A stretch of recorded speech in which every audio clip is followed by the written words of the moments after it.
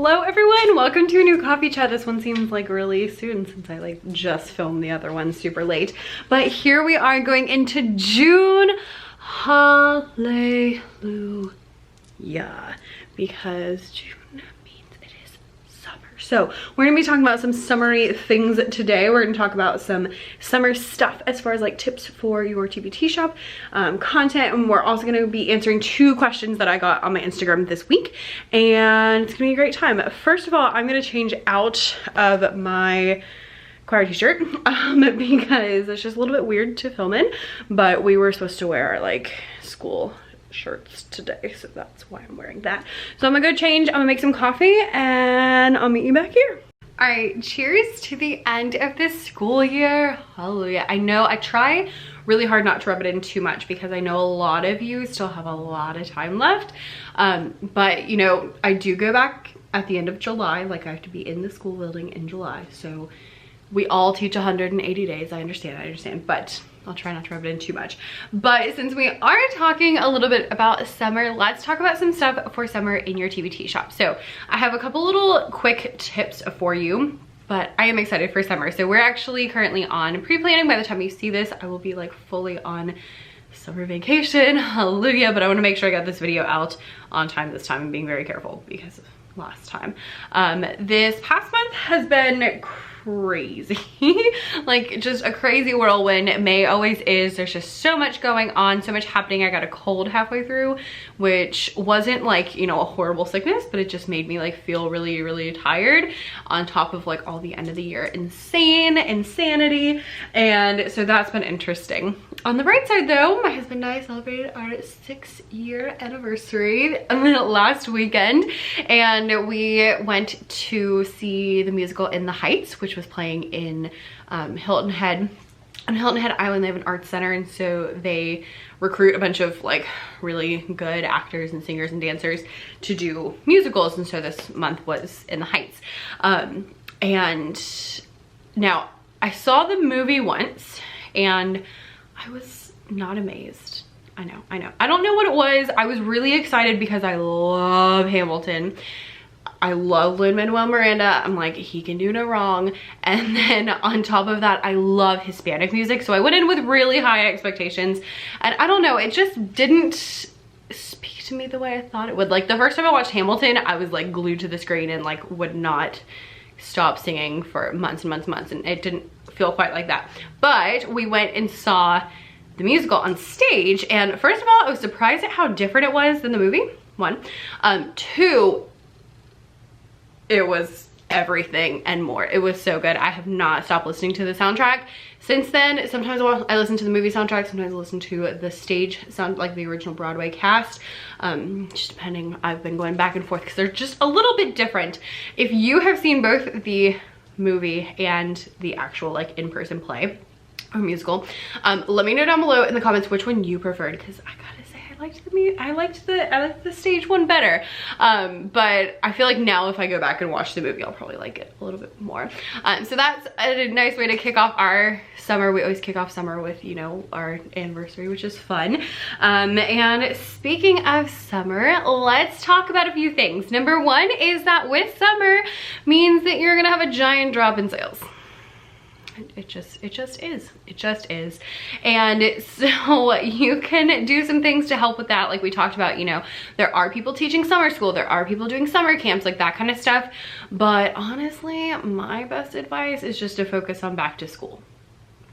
Maybe do a little bit of summer stuff if you want to try to capture that audience of people who are doing summer school and stuff like that, but know that like my school starts summer school like this week, and so you might want to make sure that that's up quickly. But the best thing to do would just be to like write off June and July and focus on back to school. Think about back to school products and things that people are going to need in the future, or to work more on those evergreen products that just are always good. And if you're like me and you're always in the like seasonal products, this is a good time to stop and actually make those evergreen products that you need. I'm like, I need to go back and fill in a bunch of things and like finish some stuff that I started for my kids and didn't finish and stuff like that this summer.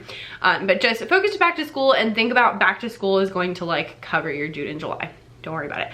But really, truly, if you see your sales start to dip like immediately now, especially Memorial Day weekend will be very slow. And then after that, they will get slower and slower and slower and slower until the end of July. And like, it just is.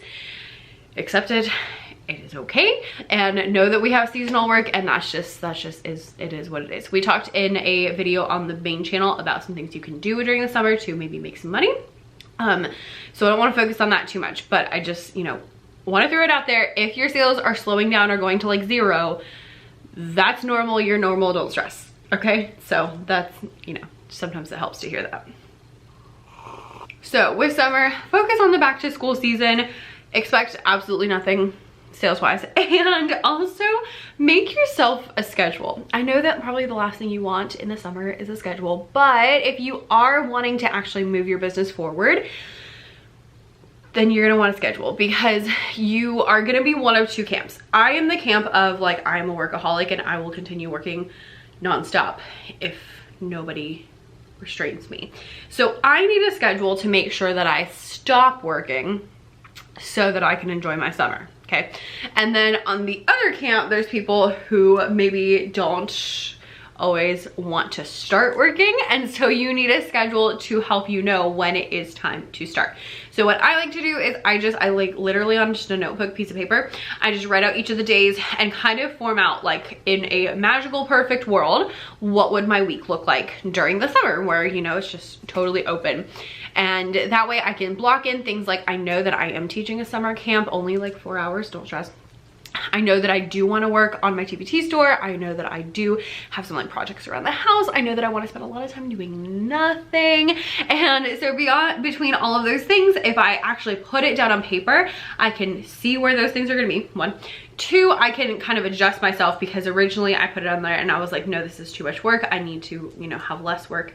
And so that also helps me deal with like, how much can I do?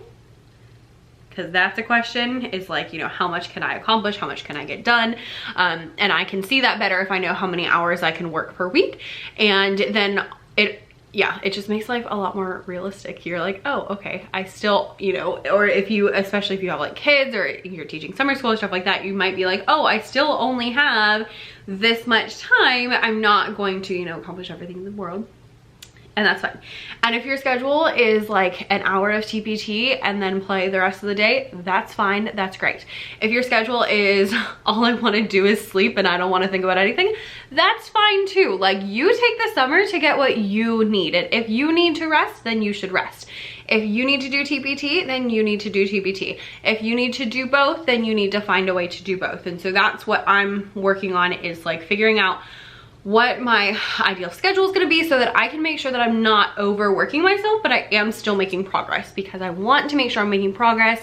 I just cannot, you know, like look at these 2 months and not use them to get a jump on things. And I'm already thinking about next year and how I'm gonna like plan out the next school year and changes I need to make, like especially to my routine, and trying to figure out like how I'm going to adjust things and what I need to do now to prepare for adjusting things in the future. So make yourself a schedule of, you know, if everything was perfect and magical, this is what we would do. Know that it's not going to be perfect and magical, and it is, you know, totally fine to mess it up, but just have something written down so that you kind of, you know what you're gonna do, know what you're gonna do. And also in the summer, a big question is, should we still be like posting on Instagram? Should we still be sending emails? Should we still be blogging? Like, should we still be doing those things? And the answer is yes. No, because first of all, teachers are still on social media, like they're still hanging out. And a lot of teachers obviously have more time. They might actually have time to read your blog, watch the videos, send, you know, read the emails, all of that kind of stuff. But also just so that you keep that connection with your audience and they have a little touch points. If your views go down, if your, you know, readership goes down, if your open rate goes down, that's fine. But just keep sending helpful tips. Be helpful. keep establishing that relationship with your people. Last year, I actually did a huge survey of my audience where I asked them like a bajillion different questions, and I did like a giveaway to entice people to do it, where I like gave 3 people Starbucks gift cards, and I had a ton of people who entered the survey, and it was really helpful. And that was one of the questions I asked, was like, do you still want emails over the summer? And like almost everybody said yes. So do still send emails over the summer, do still post on Instagram during the summer. Email wise, I do reduce how much I send because I send a lot of emails. If you don't send a lot of emails, then I would not reduce it, but I send a lot of emails, so I do reduce it a little bit. And I also kind of back off of products, and I don't talk about products as much because not a lot of people are buying during the summer. So I might, you know, if I have something new, or if it's like a classroom decor or something like that, that I might share. But for the most part, I try to just help and do like, here's some helpful content, here's some things to think about, here's, you know, stuff like that. Just really helpful teacher summary things, you know, that's where we are. And as far as like Instagram goes, yes, definitely keep talking to your people, and you can still post educational things. I have been like making sure I have pictures and I have reels and I have all these things in my drafts so that they're ready to go up and be posted throughout the summer. But you can also share things that are not teaching related, especially in the summer. You can do that all year, but especially in the summer, teachers are more excited to, you know, just see a couple of fun things. So maybe you like alternate a little bit so that you have a little more fun. You can share, you know, your family vacation, you can share some cute outfits, you can share your favorite iced coffee recipes, like whatever it is that jazzes you up. This is a great time to kind of connect with your followers in a different way. Instead of being like teaching all the time, you can kind of get those little moments with them. Now for the second half of this video, I wanted to give a little shout out. I always ask y'all what you would like to see in the coffee chat videos, and sometimes I take your suggestions and sometimes I don't, because you should know they're always very varied. Like I had people who were like, talk about data, and then other people who were like, talk about your favorite things, and I was like, and I'm like, you know, that's gonna be a weird video. So I took 2 of the questions that I got out of there. I guess we need to do a Q&A soon, but I took 2 questions out of there that I am going to answer in this. So the first one asks what personality traits that I have that I think help me succeed on Teachers Pay Teachers. So I have a couple of different ones that I came up with. I would definitely say that number 1, I am dedicated. I am not a person who shies away from commitment. You know, married at 20, and so I am, you know, always down for when I find something I like, I'm very committed to it, and I'm going to stick with it, and I'm going to make it happen. And so that's the number 1 thing, which really helps with like perseverance and persistence and all of that kind of stuff. But for me, it's not even like the perseverance or persistence, it's the dedication, and like I'm going to do the thing every day. I'm also, on that note, a really hard worker, and like I mentioned, I'm a workaholic. I will work myself all day, every day. Sometimes when I don't have school, I'll like look up at the clock and be like, oh my gosh, where did the day go? Because I just spent the whole day on the computer. Or like my computer will be like, I'm going to die, and I'm like, oh my gosh, how did that happen? And that, you know, causes its own problems. But one thing it helps is that I'm able to get a lot of stuff done because of that. And then the third thing is gonna be something interesting. Y'all know I am very organized, and you know, I like things like, oh my gosh, my principal gave us all like little gifts for the end of the year, and mine had the coolest notebook. I'm so excited for this notebook, y'all. I opened it up and I was like, this is amazing. It said on there, it said for the experienced note taker. Yes. And it has an index in the back. It has reflection pages, like reflection prompts. I was like, yes. And then it has like this little sticker you can put on the spine so that if you have a bunch of them, you can like label them at the end, and you can like tear off the pieces so that you can see like half of it. It has like a pocket, and it had like a little mini journal that went with it. And like, y'all, it's amazing. Y'all know I'm very organized, and I like, you know, my stuff to be very particular. But one thing that you may not realize about me is that I am what I consider to be a good enough person. And what I mean by that is, you know, some people are like perfectionists and want everything to be perfect and magical before they'll do it, and I am not that way. I remember I was working on with my mom on something, and we were trying to figure out like how to do it, how to make, I don't even remember what it was. We were making something and we're trying to figure out how to do it. And she's like sitting over here and she's like trying to like make a template and she's like drawing it out. And I was like, let's just go for it and see what happens. And it's like the perfect illustration of how I approach pretty much everything in life is let's just go for it. Let's see what happens. Like, yes, I want a plan. Yes, I want things to be organized, but I'm kind of like a shoot the bow and then aim it where I want it to go. And that really helps because it means that even if something is new and even if it's scary, I'm willing to do it. And so when it came to starting a blog, first thing I ever did, when it came to starting Instagram, when it came to starting YouTube, when it came to starting my Teachers Pay Teacher store, all of those things, I just went for it. I had the idea, I spent a little bit of time like learning, researching, figuring out what to do, and then I just started, and then I course corrected afterwards to make sure that I knew what to do. Now, do I sometimes wish I had planned a little better? Yes. However, it's more important to get things done than to get things perfect. And that's something that really helps me in posting lots of products, getting things done, getting things finished, putting videos up here. I'm not stressed about all the teeny tiny details. I just want it to get done. Now, that being said, I didn't write this one down, but I also have that Enneagram number 1 trait where I am always constantly improving. So even though I'm willing to just go for it and try things out, I'm always thinking, how can I do it better? How can I improve? How can I change things? In my videos, I'm thinking, how can I be a little better than last time? How can I make sure that I'm on top of things? How can I, I'm always trying to look for ways of improvement on top of doing things, but the doing it doesn't hold me up. And that I think is probably the most helpful trait that I have. So if you are the opposite and you're the like, I need everything to be perfect and wonderful before I post it, I want to tell you, one, it's never gonna be perfect and wonderful. It's never gonna be finished. Just make it good enough. You're now a good enough person, not a perfectionist. And then number 2 is you can always go back and change it. And that's always what I tell myself when I do like, oh my gosh, is this ready? Is it done? Like, I don't know. Is this, even to the point of like, is this the right price? Is this the right title? Should I use this thumbnail? Like even the little things, what it comes down to is you can change it later.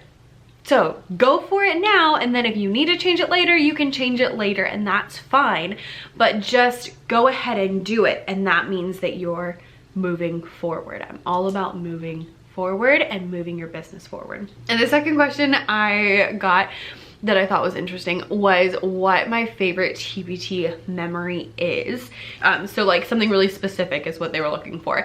And I thought about it, and there were 2 things that kind of popped into my brain. The first one is in 2020, I made myself the goal of hitting $20,000 in the year. And the year before that, I think I made like 8,000. Like it was a huge, huge jump. And I was terrified. Like I didn't think I was gonna make it. And we got to early December, and it was during the sale. So it must have been like, the 1st or the 2nd, because it was right after Thanksgiving, Cyber Monday. And I hit my 20,000 at the beginning of December. I still had a whole month left. And that feeling of pride was like, oh, good gracious. Like that is so exciting, so amazing. And just like that feeling of, giving myself a goal, and a big goal, like not a tiny goal, but a pretty big goal for me. And then hitting it was amazing. And so that was kind of like, it was like an eye-opening experience of like, oh my gosh, I can do these things. I can do these scary things. I can do big things. And it just really made me think like, what else can I do? Like Encanto, what else can I do? I told you, me and Lin-Manuel Miranda, all about him.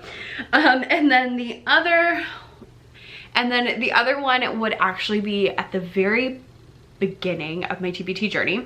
I started TPT because I wanted to share more like resources, like specific resources on my blog. And I was like trying to figure out how to distribute them. And I was like, if I'm gonna do this, like I need to charge money because it takes a crap ton of time. So I don't want to give everything away for free. And so I was like, oh, well, I can use Teachers Pay Teachers.